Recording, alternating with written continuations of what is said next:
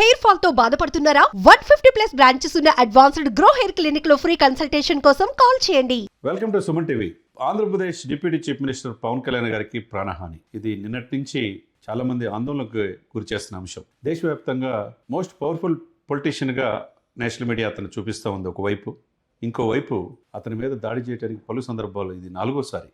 మరి ఆయనకి రక్షణ కావాల్సిన అవసరం ఉన్నది కదా. కేంద్ర నిఘా వర్గాలు ఏం చేస్తున్నాయి? అదే సమయంలో ఇంటెలిజెన్స్ వ్యవస్థ ఘోరంగా వైఫల్యం కావడానికి కారణం ఏంటి? గతంలో కూడా నక్సల్స్ లెటర్ రాశారు. మరి అది వాళ్ళు రాశారో లేదో తెలియదు. కానీ సరే, ఏదేమైనా కానీ ఇప్పుడు అధికారంలో వచ్చింది కూటమి.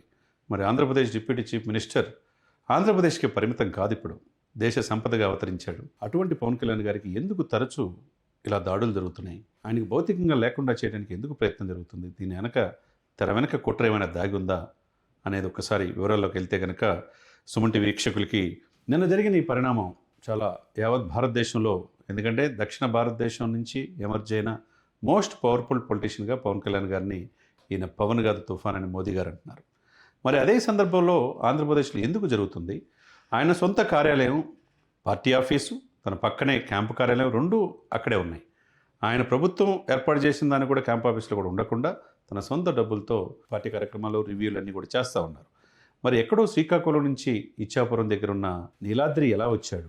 ఆయన నారద నీలాద్రి అనే కురవాడు గొడ దూకి భద్రతా వలయం కూడా దాటి వెళ్ళి నిన్న ఉదయం పూట ఆయన సెక్యూరిటీకి సంబంధించిన 2 వెహికల్స్ అద్దాలు ధ్వంసం చేయడానికి కారణం ఏంటి? అంటే నిజంగా ఇది భద్రతా వైఫల్యమే కదా.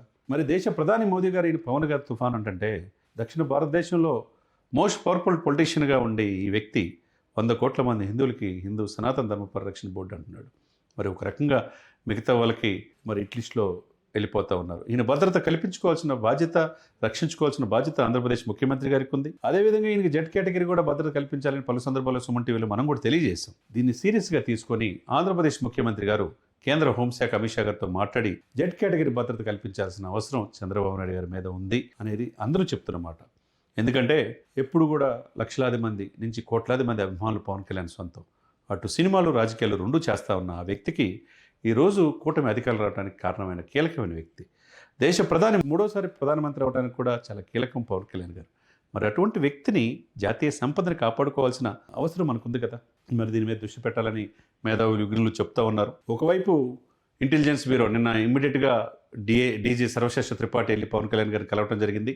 ఆ వెనువెంటనే నిన్న సాయంత్రానికే ఇంటెలిజెన్స్ చీఫ్ మహేష్ చంద్ర లడ్హా గారు కూడా కలిసి భద్రతా వైఫల్యాలు, ఎక్కడ ఏం జరుగుతుంది, పవన్ కళ్యాణ్ గారి పట్ల ఎవరున్నారు, ఎందుకు, ఎలా, ఎందుకంటే 3 లేయర్స్ భద్రత ఉన్నా కానీ పవన్ కళ్యాణ్ గారి వ్యక్తిగత భద్రతా సిబ్బంది ఉన్నా, పోలీసు వ్యవస్థ ఉన్నా, రిజర్వ్ పోలీసులు ఉన్నా, ఎందుకు ఇక తరచూ కూడా ఆయన మీద దాడులు జరుగుతాయి?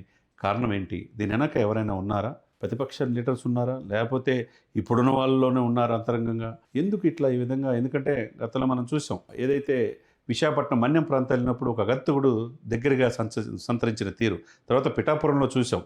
మళ్ళీ ఇప్పుడు రిపీటెడ్గా సొంత ఆయన నివసిస్తున్న కార్యాలయంలోనే ఇట్లా ఆయన మీద దాడి జరగడానికి ప్రయత్నం చేస్తే మరి ఇదెక్కడి న్యాయం? ఆంధ్రప్రదేశ్ ముఖ్యమంత్రి, డిప్యూటీ చీఫ్ మినిస్టర్కి రక్షణ లేకపోతే 6 కోట్ల మంది ప్రజలకి రక్షణ ఏది అనేది చాలామంది మేధావులు, విజ్ఞులు చెప్తున్నమాట. ఇప్పుడైనా మించిపోయింది లేదు.